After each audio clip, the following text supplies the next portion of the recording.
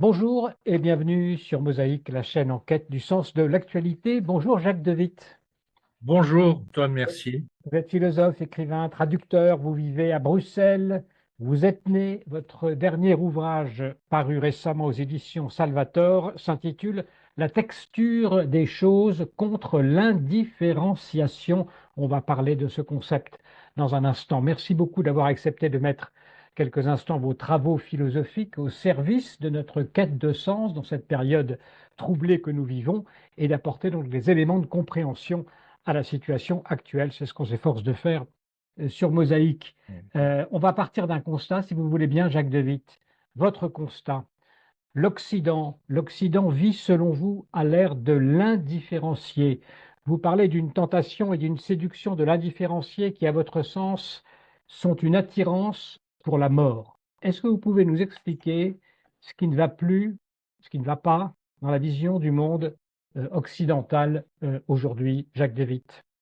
Écoutez, peut-être avant de passer à cette vision sombre, récapituler ma vision positive, en quelque sorte, de l'esprit occidental à partir de différentes lectures, notamment d'Aristote.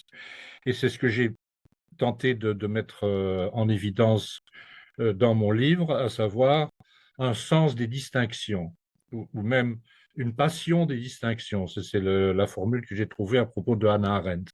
Et donc, je suis quelqu'un qui est un grand lecteur de différents auteurs euh, et ma réflexion porte aussi sur différents champs de connaissances ou d'expériences humaines.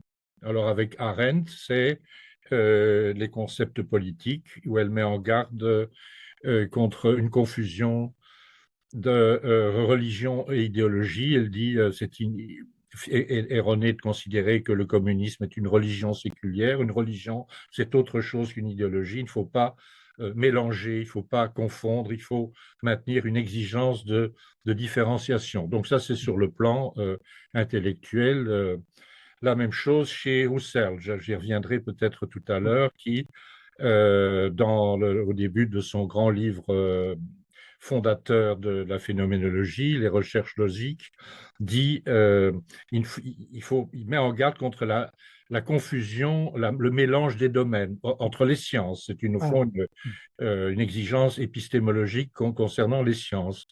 Mais alors, ça concerne à un niveau beaucoup plus concret, si on veut, le fait que par une extraordinaire, évidemment, merveille de la création, que nous avons à faire. Nous avons autour de nous une variété, une diversité d'espèces, et que ces espèces sont reconnaissables, voilà, voilà. qu'on peut On a compris, Jacques De Witt, effectivement, voilà. la Donc dimension philosophique. Mais je ça c'est voudrais, l'arrière-plan, si voilà, vous voulez. je voudrais Et qu'on alors, parle d'aujourd'hui avant de revenir peut-être pour expliquer, parce voilà. que Oui, je oui, c'est saisis ça. bien Alors, la force de la caractère explicatif de voilà. votre Et alors, théorie par j'en rapport viens. à l'actualité. D'accord. Mais donc je peux citer donc une conclusion d'un de mes chapitres. Il y a quelque chose comme une tentation à renoncer à l'effort pour se distinguer, se détacher du flux indifférencié, du soubassement élémentaire de toute chose, une tentation de se laisser aller, accepter de n'être qu'une partie d'un grand tout ou d'un grand flux, une tentation et une séduction de l'indifférencié qui, à mon sens, est une attirance pour la mort. Et il y a peut-être quelque chose en nous qui est prêt à entendre cette voix séduisante qui nous invite à nous laisser aller à un retour à l'indifférencié. Au fond, c'est plus simple, c'est plus facile finalement de considérer que nous ne sommes que des éléments dans un grand tout ou des états d'un certain flux, comme nous le suggère en particulier alors aussi la théorie de l'évolution. Il y a dans ma réflexion une critique de l'évolutionnisme comme une de ces théories qui, au fond, nous habitue finalement à nous considérer comme n'étant que des états passagers d'un flux, etc., et non pas des êtres doués d'individualité. Voilà. Enfin, Oui, donc, alors ça va assez loin parce qu'effectivement, je voudrais qu'on prenne aussi des choses concrètes dans ce qui se produit aujourd'hui. cette manifestation de l'indifférencié, on pense bien sûr à une tendance à effacer les frontières, à effacer les frontières Voilà. entre les pays, entre les sexes, entre l'homme et l'animal, entre la sphère privée et la sphère publique. Bref, le monde contemporain est arraisonné, si je puis dire, par cet indifférencié et qui le rend désespérant et qui fait aussi sa désespérance. Oui, oui, oui. Donc, en effet, vous avez mentionné alors un phénomène évidemment qui n'est pas du tout abordé dans mon livre. C'est la question de la différence des sexes. Pierre Lursa, dans son excellent compte-rendu de mon livre, a remarqué que c'était absent de ma réflexion. Mais il faut dire que cette réflexion et les articles qui composent ce livre ont été rédigés il y a 20 ou 25 ans, enfin, quand cette question n'était pas là. Et évidemment, là, on est en plein dans cette voilà, tendance de retour à l'indifférencié, ou plus exactement, il faut introduire une autre notion, c'est la notion de découpage.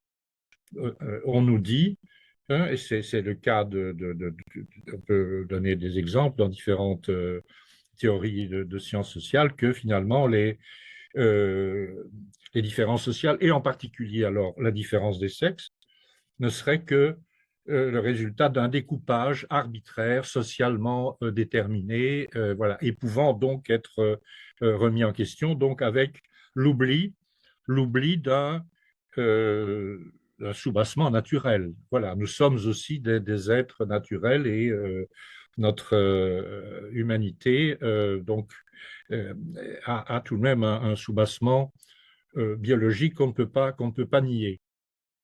Et donc, cette théorie donc des découpages arbitraires qui conduit à la théorie, la fameuse théorie du genre. Alors, d'une certaine façon, a encore eu un prolongement supplémentaire. On a été un cran plus loin dans l'idée que, au fond, chacun, finalement, et presque déjà chaque enfant à un âge très précoce, pourrait choisir son identité genrée, comme on dit, ou sexuelle, etc. Donc, on va très loin dans une conception qu'on peut appeler aussi un constructivisme, hein, puisque si tout est arbitraire, s'il n'y a plus aucune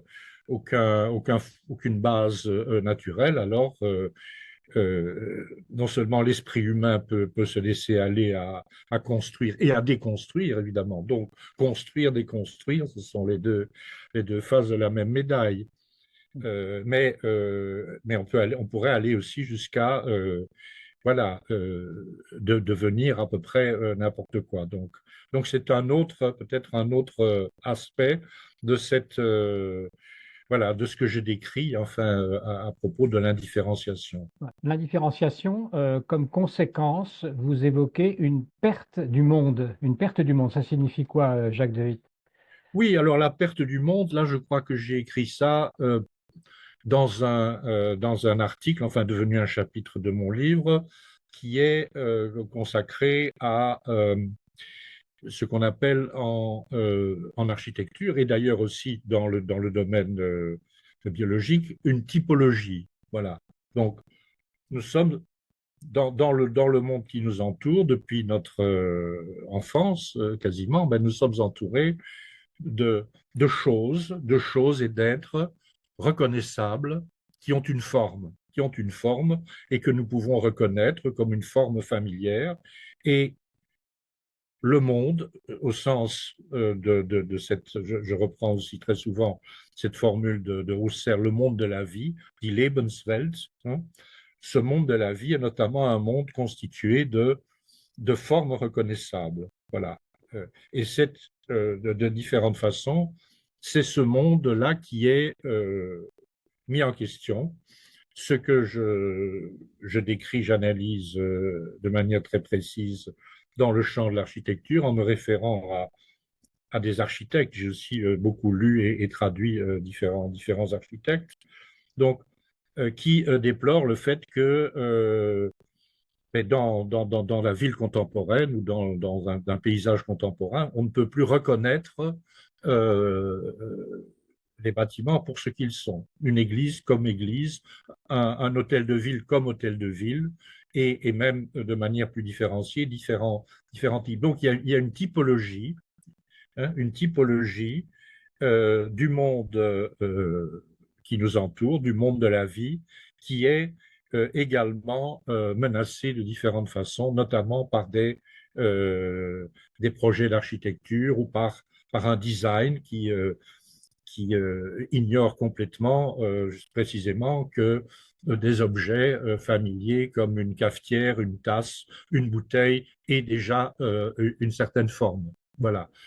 Et donc, typologie, et ça rejoint alors aussi, c'est un autre aspect de ma réflexion, si vous voulez, mais qui fait partie de cet ensemble, c'est une mise en question de toute identité. Voilà. L'idée même d'identité dans une certaine pensée contemporaine, philosophique, mais bien au-delà, aussi évidemment politique, l'idée même d'identité est contestée, est remise en question, où on ne voit plus dans l'identité que l'imposition violente, en quelque sorte, d'une forme voilà, voilà, qui nous empêche d'exister comme nous pourrions exister. Donc, toute une partie aussi de mon travail, enfin, à la fois de l'analyse négative du monde qui nous entoure et de son idéologie, donc concerne ce thème de l'identité, et il s'agit aussi de repenser, de réhabiliter la notion même d'identité, et ce, dans toutes les sphères de notre existence, en particulier politique, naturellement. Et ça rejoint la question des nations, voilà. Donc, voilà, j'espère que j'ai un peu Pourquoi vous associez cette tentation de l'indifférencier à une attirance pour la mort? Parce que la mort, c'est précisément l'indifférencier? Oui, c'est ça. Écoutez, je n'ai pas beaucoup. Peut-être j'ai écrit ça à certains moments, hein. Vous me faites réfléchir à mes propres propos parce que il me semble précisément que la vie, et ça se manifeste déjà chez les animaux, dans la vie biologique. Et là, je me réfère beaucoup aux travaux d'Adolf Portmann, du grand scientifique zoologiste suisse Adolf Portmann, dont j'ai traduit un très beau livre qui s'appelle La forme animale. Donc, il y a déjà dans la vie, une fois qu'elle a atteint un certain niveau, évidemment, hein, quand on est dans des niveaux les plus élémentaires, le problème ne se pose pas. Mais Portmann considère qu'il y a dans la vie animale, déjà quelque chose comme un besoin de se montrer pour ce qu'on est, et donc de se différencier, voilà, de se détacher de la sphère de la simple survie, de la simple subsistance, voilà. Donc, voilà. Alors, Il y a un des chapitres de votre livre consacré à Hannah Arendt, je voudrais qu'on en dise un petit mot avant de passer peut-être à un autre aspect. Il s'intitule précisément Faire des distinctions. Alors on sait d'ailleurs que dans le récit de la Genèse, le processus créatif consiste essentiellement à distinguer les eaux d'en haut, les eaux d'en bas, le jour, la nuit, etc. En quoi voilà. cette pensée d'Hannah Arendt pourrait-elle aujourd'hui nous servir de contre-modèle, Jacques De Witt? Oui, mais évidemment, c'est cette pensée de Hannah Arendt que j'analyse, enfin, à travers des écrits évidemment d'ordre politique, notamment des textes postérieurs à son grand livre sur le totalitarisme. Il y a cet article auquel j'ai déjà fait allusion où elle met en question l'idée de religion séculière, hein, que le communisme ou le nazisme seraient des religions. Il dit non, ce n'est pas le cas. Euh, alors, voilà, donc il y a quelque chose chez Arendt euh, comme une passion et un acte de résistance à une confusion des catégories qui règnent de différentes façons. Et vous-même, vous résistez, Jacques De Witt, parce que vous avez vous avez trouvé la formule, une cache-route finalement Ah, alors là, ah oui, épistémologique. là, je suis content que vous fassiez allusion à ça. Alors, Parce que la donc, cache-route sert précisément, fondamentalement, absolument, encore une fois, à absolument, différencier ce qu'il est ou ce qu'il n'est pas absolument, caché. exactement. Donc, et donc, oui, je vous explique comment je suis arrivé à cette formule. Donc, j'ai fait une récapitulation de ce que j'avais mis en évidence chez Hannah Arendt. Je constate que, et ça je vous l'ai déjà indiqué, que le départ de Husserl dans les recherches logiques, c'était une réaction à un mélange de choses hétérogènes, une confusion des domaines. Et ce fut également, comme je le dis, un thème important chez Léo Strauss. Or, et c'est là que je me pose la question, est-ce qu'il n'y aurait pas chez ces trois penseurs juifs, hein, et juifs non pratiquants, enfin, pourtant, sauf Léo Strauss, je pense qu'il était un juif orthodoxe, mais est-ce qu'il n'y aurait pas une influence consciente ou inconsciente dans un contexte philosophique de ce principe judaïque fondamental, la séparation de ce qui ne peut pas être mélangé. Voilà. Et c'est là que j'avance l'idée que voilà, qu'il y aurait chez Husserl quelque chose comme donc, et on sent bien qu'il y a comme une comment dirais-je, un dégoût, enfin, quand Husserl parle de ce mélange de choses hétérogènes. C'est pas seulement une phrase, enfin, où il met en évidence une exigence épistémologique. Il y a quelque chose comme une répugnance. Et est-ce qu'il n'y aurait pas, et c'est là que je mets en avant je trouve cette formule, que cette répulsion envers le mélange de choses hétérogènes a tout l'accent d'une cache-route en matière scientifique, donc une cache-route épistémologique. Voilà. Alors ça a enchanté mon ami Fabrice Adjadj, qui a écrit la postface à mon livre. Adjadj qui est juif, enfin qui est un juif converti au catholicisme, mais qui est resté profondément juif. Voilà. Donc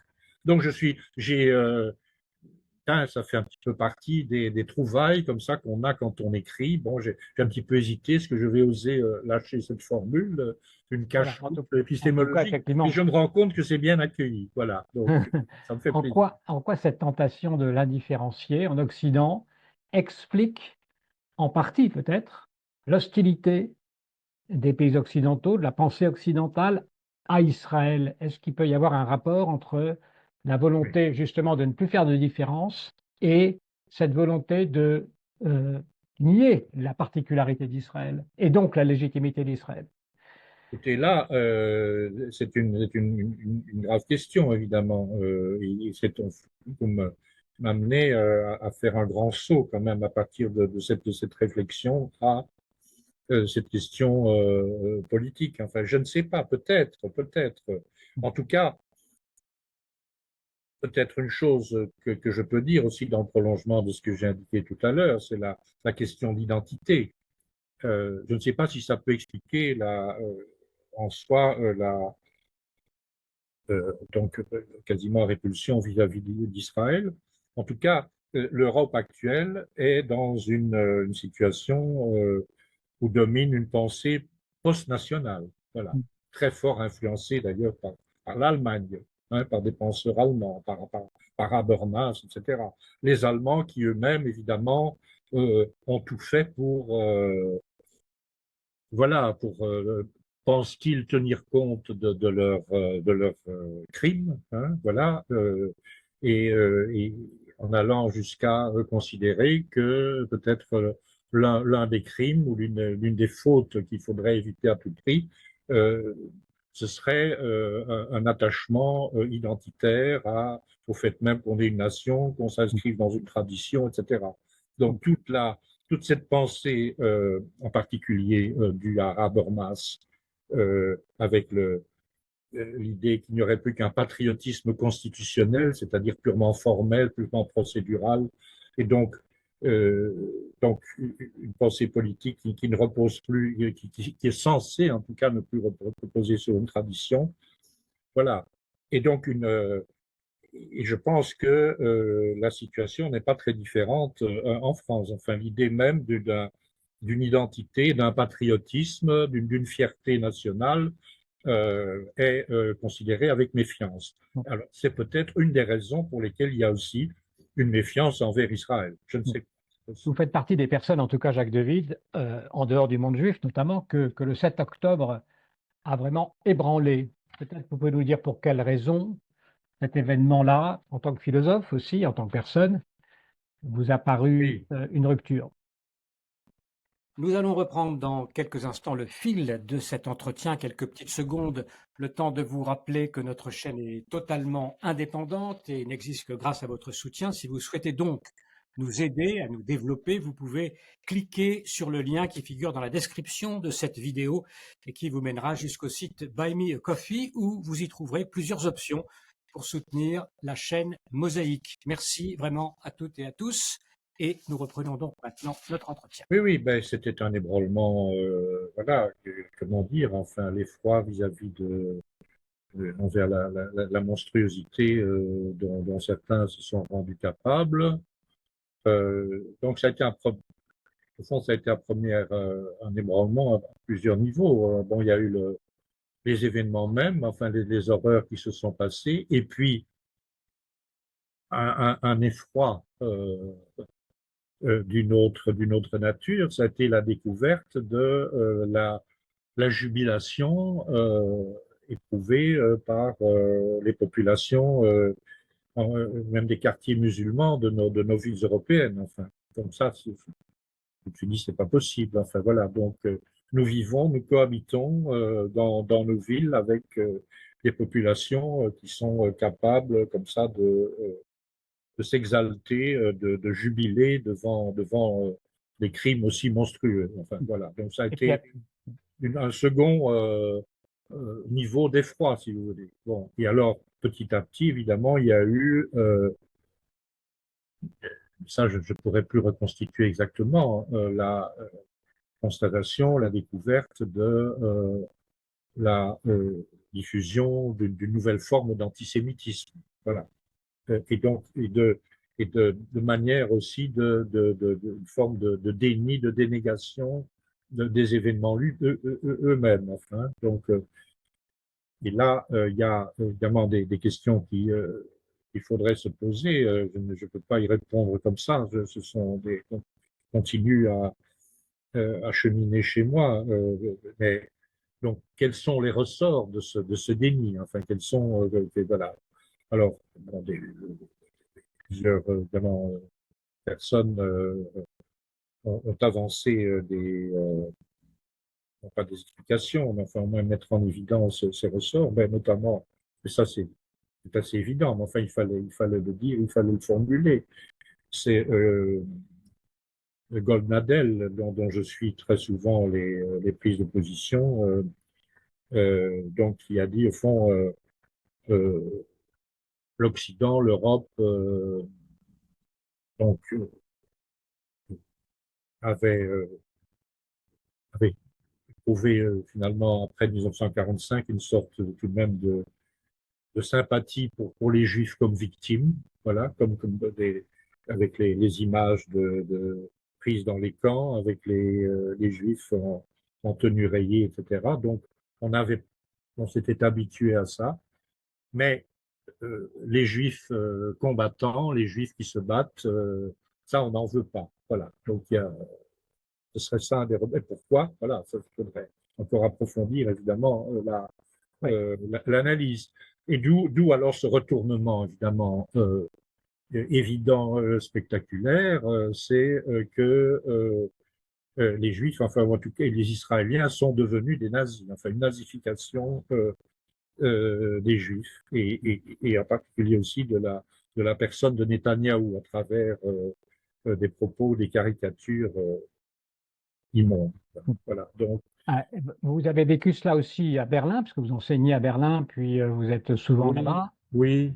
Ça vous a Écoutez, quelque chose de particulier? non, je n'ai pas tellement vécu ça. Enfin, je vis quand même à travers plutôt des choses que je lis, etc. J'ai pas eu vraiment de conversation là-dessus. Mais j'ai appris en tout cas que les quartiers turcs, enfin certains quartiers turcs de Berlin, donc, ont connu ce que je viens de vous décrire. Enfin, ces scènes de jubilation collective. Alors, vos positions en soutien à Israël ont parfois été critiquées, et pas seulement dans les milieux universitaires, mais aussi dans le monde intellectuel juif. Alors, on peut parler Oui. de ce qui vous a opposé, par exemple, à Alain Finkielkraut. Mais peut-être, si vous Pareil. permettez, je voudrais Oui, quand même, puisque vous m'aviez demandé de parler enfin de ce que j'ai vécu à Berlin, je oui, voudrais, oui, allez-y, je vous en prie. je vais évidemment parler on va Oui, en venir évidemment à ouais. mon différend avec Finkielkraut, mais donc, vivant à Berlin et en ayant beaucoup lu euh, sur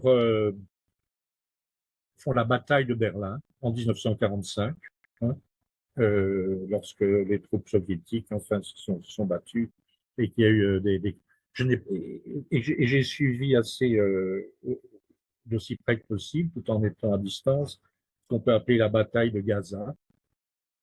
Mais je ne suis pas, j'ai pas pu m'empêcher de mettre ces deux événements en parallèle, voilà, dans ma perception, si vous voulez. Bataille de Berlin, bataille de Gaza. Comment c'est? Exactement, Oui. bataille de Berlin et bataille de En quoi il y Gaza. a un parallèle? Ben, il y a d'abord il y a les destructions. Je me suis dit, au fond, on reproche à Tsahal, enfin, toutes les destructions, etc. Mais quand on voit l'état de Berlin après la bataille où la ville était pratiquement détruite, enfin, donc là, il y a une sorte de ressemblance, si vous voulez. Et alors, il y a eu d'autres d'autres éléments qui s'ajoutent à ça. Même, il y a eu, je dirais, successivement, deux révélations qui ont été faites quant au Hamas. On s'est mis à se rendre compte que avait été construit pendant des années tout un réseau de tunnels, hein, tout un labyrinthe de tunnels où les otages étaient tenus cachés.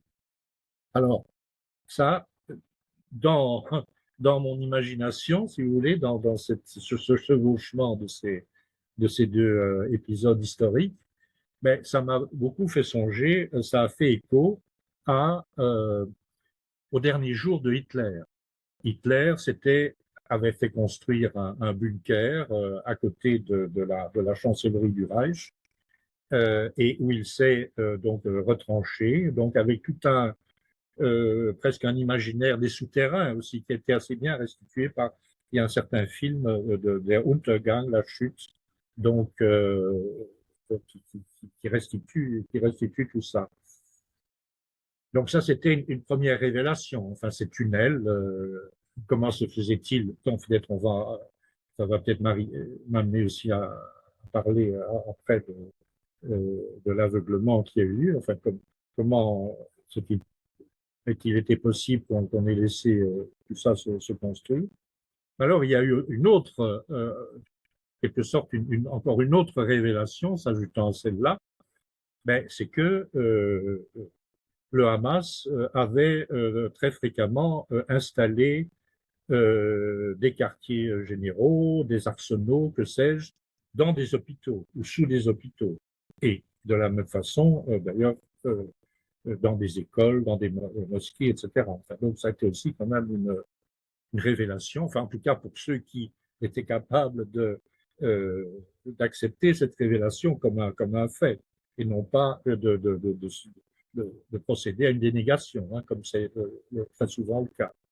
Alors là, il y a une différence, et là j'en arrive à une remarque peut-être euh, personnelle que j'ai eue.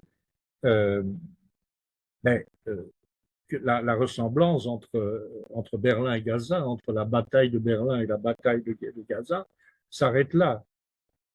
À Berlin, il y a un grand hôpital, l'hôpital principal de la ville, qui s'appelle Charité, Charité, donc avec encore des noms issus de l'époque prussienne.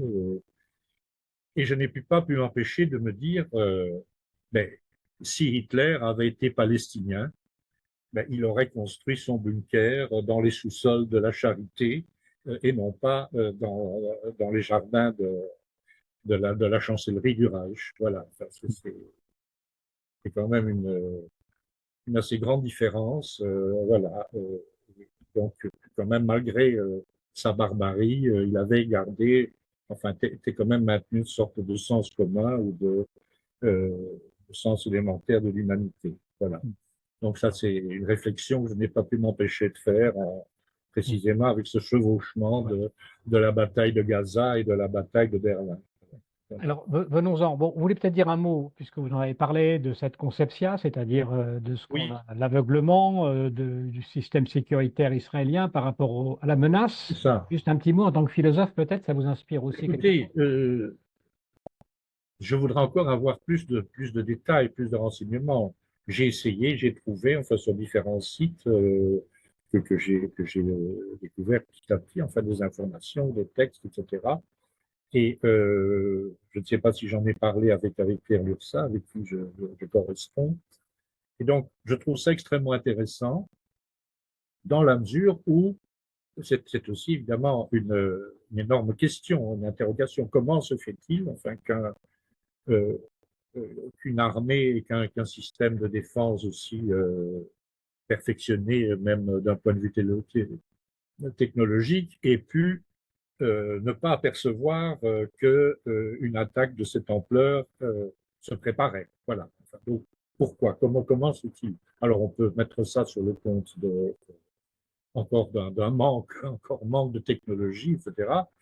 Or, il semble que, si je comprends bien toute l'argumentation avec la notion de conceptia, qu'il s'agit au contraire d'un aveuglement, d'une cécité devant une réalité qu'on ne voulait pas voir ou qu'on ne pouvait pas voir. Voilà.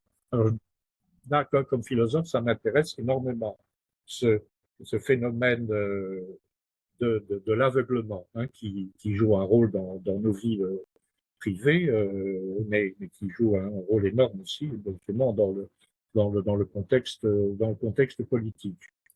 Et si je comprends bien, l'argument consiste à dire, au fond, nous avons projeté sur l'ennemi, hein, il faut bien l'appeler comme ça, mais justement, on ne veut pas on préfère ne pas l'appeler ennemi. C'est aussi un des aspects de la négociation. On projette sur l'ennemi, au fond, des valeurs, des finalités qui sont les nôtres, la recherche du bien-être, etc. Au fond, alors on leur a donné certains avantages économiques, donc il faut se transformer, ils ne vont plus rester tels qu'ils étaient. Voilà. Et alors, je me suis souvenu, alors en réfléchissant à cela, un passage de mon livre dans un autre contexte, dans le prolongement de ma lecture de Hannah Arendt, où je dis que, voilà, envers un phénomène social quel qu'il soit, tel que le communisme, il faut se déprendre d'une considération extérieure, porter son attention sur la manière dont les sujets de ces idéologies se comprennent eux-mêmes. Il faut partir du discours que les hommes tiennent sur eux-mêmes, de la manière dont ils se voient et se comprennent, si aberrant que puisse nous paraître leur comportement. Voilà. Et, Et et voilà, je trouve que ça s'applique exactement au rapport entre Israël, en tout cas certains ouais, Israéliens, et le Hamas. Voilà. ouais. Et c'est ce que Donc, nous essayons, nous, de traiter aussi sur voilà. notre Et site, donc, avec notamment. voilà, on s'est dit, voilà, ils doivent être comme nous à la recherche du bien-être économique, de la paix, etc.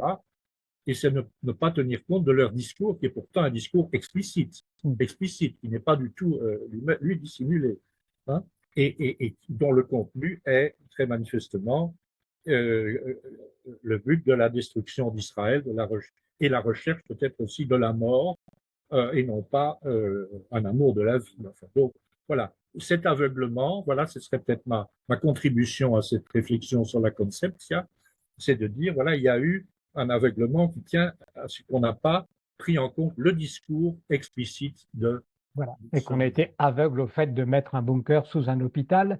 Euh, je Voilà. crois que voilà, nous traitons aussi cette question sur Mosaïque, je le disais, avec notamment Ephraim Herrera, qui est un islamologue et qui nous a toujours essayé de nous remettre dans les conceptions effectivement Mais de voilà. l'ennemi et de l'islam en général. Alors, je voudrais qu'on passe, si vous voulez, bien à cette polémique que vous avez eue avec Alain Finkielkraut, parce que il est l'un de vos amis par ailleurs, en tant que vous êtes disons, des Oui. collègues philosophes.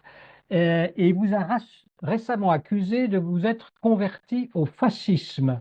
Alors, il faut que vous nous expliquiez en quelques mots, parce qu'on approche de la fin, euh, qu'est-ce qui s'est passé? Pourquoi cette accusation qu'on vous fait? Est-ce que c'est parce que vous remettez la notion d'identité en jeu? Oui, mais peut-être je vais tout de même dire que donc oui, j'ai avec Alain Finkielkraut, disons une vieille amitié intellectuelle, enfin qui remonte aux années 80, enfin donc lors un de ses premiers livres. Et puis j'ai écrit plusieurs articles dans la revue Le Messager européen. J'ai participé plusieurs fois à Réplique et j'ai retrouvé dans ma bibliothèque d'ailleurs un volume l'interminable écriture de l'extermination, hein, voilà, aux éditions Stock, et qui rassemble donc des euh, différentes émissions qui avaient pour thème l'extermination, si vous voulez, la Shoah en gros. Hein. Donc, pour vous dire que nous avons été tout de même très proches à beaucoup de points de vue. Voilà. Alors, euh, qu'est-ce qui s'est passé exactement? Ben, j'ai essayé à un certain moment de reprendre contact avec lui, et puis conversation téléphonique où je me suis rendu compte que il était très s'inscrivant probablement, mais ça m'échappe un petit peu, enfin les différentes tendances politiques en Israël, mais enfin tout de même semble-t-il très proche d'une certaine gauche. Euh, qui voit dans Netanyahou l'ennemi absolu. Voilà, il est quand même, je crois qu'il a fait un voyage en Israël, il est revenu en donnant une interview allant dans ce sens-là. Alors moi, de mon côté, hein, ça fait partie aussi de tout ce qui s'est passé depuis cet octobre. J'ai essayé de m'informer, j'ai notamment euh, à plusieurs reprises écouté intégralement les discours de Netanyahou en anglais, que je trouvais très remarquable. Enfin, je trouvais qu'il avait une envergure d'homme d'État. Euh, voilà. Et donc, j'ai eu donc d'abord une conversation téléphonique avec Finkielkraut, euh, et voilà, qui lui-même donc se sentait en accord avec les manifestations qui ont eu lieu dans les rues d'Israël, 700 000 personnes, enfin donc plusieurs reprises, donc il s'identifiait tout à fait à ce mouvement-là. Et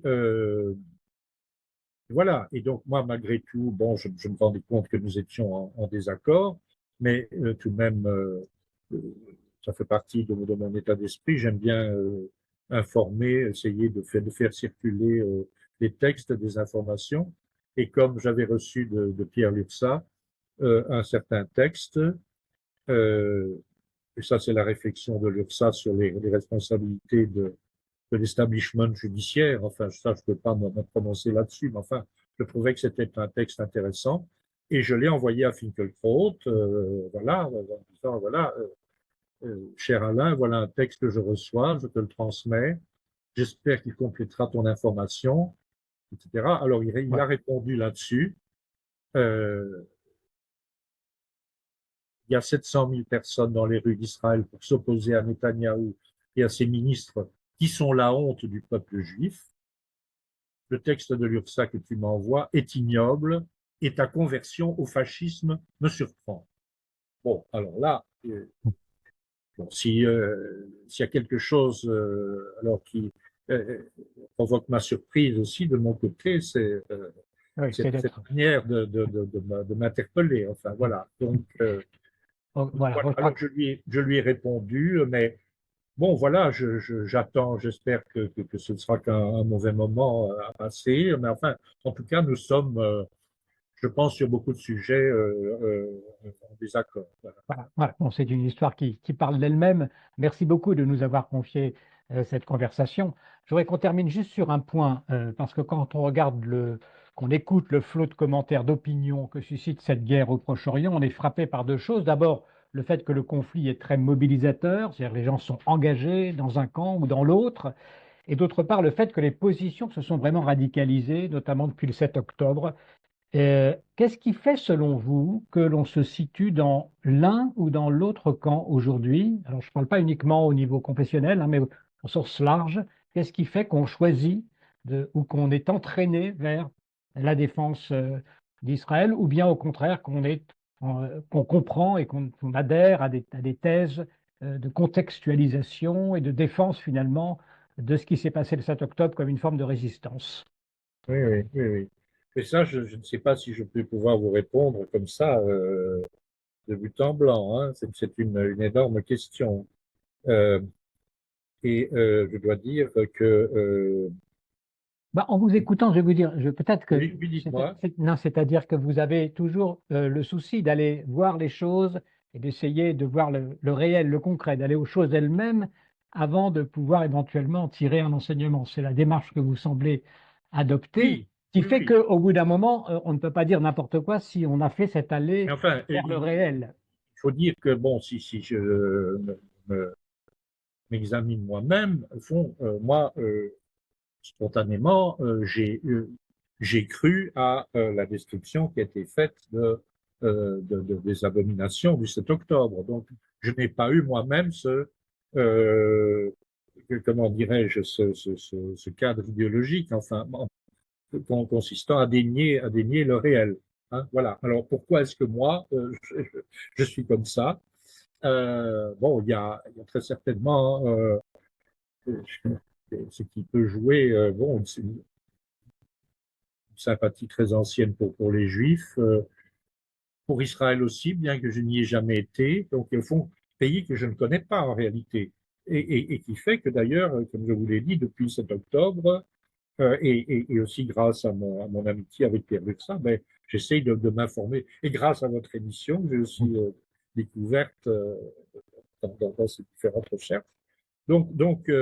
Mais moi, je pense que, en effet, votre question est très importante, mais je crois que là, il y a, j'en arrive hélas à une certaine forme de scepticisme, c'est-à-dire euh, l'emprise des idéologies ou de certaines idéologies est telle que il n'y a pas moyen, par exemple, véritablement discuter, de véritablement faire valoir certains faits. Hein, voilà. Donc il y a, et là on en revient aussi à une forme d'aveuglement, si vous voulez, aveuglement euh, propre, enfin en tout cas une capacité humaine à s'aveugler et à vivre dans le déni.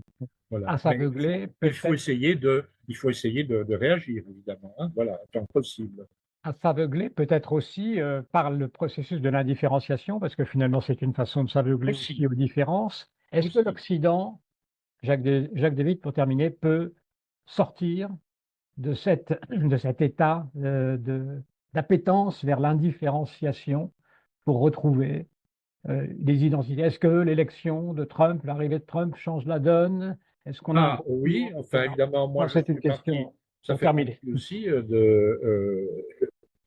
du fait que je n'ai plus beaucoup d'amis, enfin, ou que je n'ose plus en réalité parler de ces sujets à différentes personnes, si vous voulez. Hein. Donc j'ai suivi aussi la personnalité de Trump depuis pas mal d'années. En 96, moi j'avais pensé qu'il allait être élu. Voilà, j'ai quand même un certain flair pour certaines choses. Euh, et donc j'ai une sympathie tout en voyant aussi évidemment tous les aspects désagréables ou inquiétants du personnage. Enfin donc voilà. Alors il semble qu'il y a quelque chose qui est en route, oui, qui pourrait être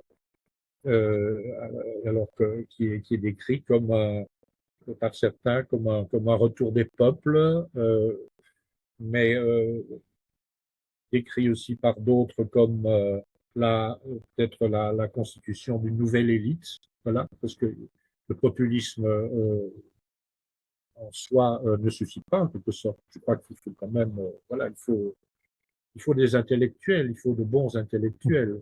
Peut-être s'il y a quelque chose à espérer de l'Europe, c'est que il y ait quelques nouvelles têtes pensantes qui fixent certains objectifs, enfin de manière différente, peut-être. Voilà, c'est mon espoir. Mais c'est à ça que je travaille aussi, hein, très modestement. Mais, enfin, voilà, c'est comme La ça. texture des choses contre l'indifférenciation aux éditions Salvator, c'est donc le titre de votre dernier livre. Merci beaucoup, Jacques Devic, de Et nous c'était avoir un plaisir. accordé cet entretien et on espère vous voir bientôt, peut-être en Israël aussi. Ah, mais je l'espère beaucoup aussi. Merci à tous pour votre attention. Merci, au revoir. Merci beaucoup d'avoir écouté cette vidéo et pour suivre nos prochaines interviews, eh bien, vous pouvez vous abonner à Mosaïque. C'est très simple, il suffit de cliquer sur le bouton ci-dessous.